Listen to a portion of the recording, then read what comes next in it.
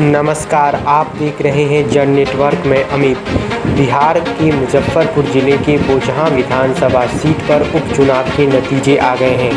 12 अप्रैल 2022 को बोचहां विधानसभा में उपचुनाव की वोटिंग हुई थी, जिसके नतीजे आज आए हैं।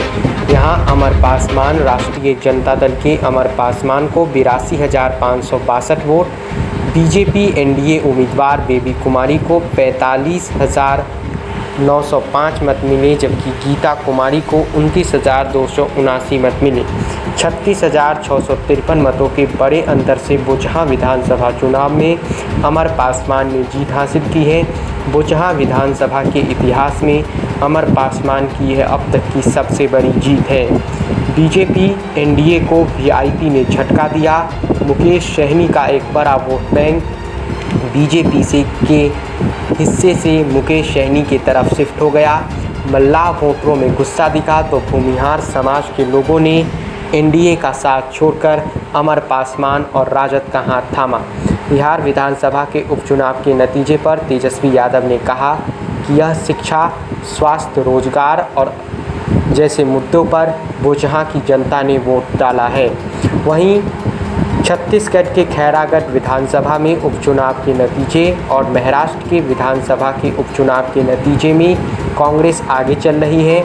पश्चिम बंगाल के बालीगंज विधानसभा के उपचुनाव के नतीजे में बाबुल सुप्रियो की जीत लगभग तय है और आसनसोल लोकसभा सीट से शत्रुघ्न सिन्हा ममता बनर्जी की पार्टी टीएमसी से बढ़त बनाए हुए हैं।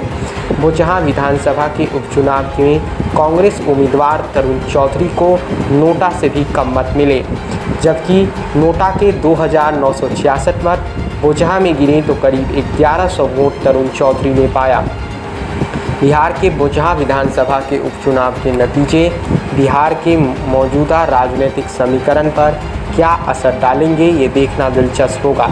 इस बीच बिहार विधानसभा में राजद की संख्या 75 से बढ़कर 76 हो गई है और बिहार विधानसभा में विपक्ष की संख्या 115 से बढ़कर अब 116 हो गई है।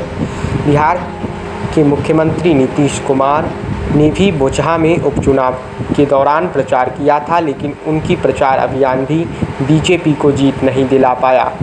30 विधायक, 10 मंत्री, 2 उप मुख्यमंत्री की फौज उतारने के बाद भी बेबी कुमारी हार का सामना कर रही हैं। तो बोचहां से अमर पासवान अपने पिता मुसाफिर पासवान के सहानुभूति वोट और युवाओं के वोट के आगे जीतकर विधानसभा पहुंच रहे हैं।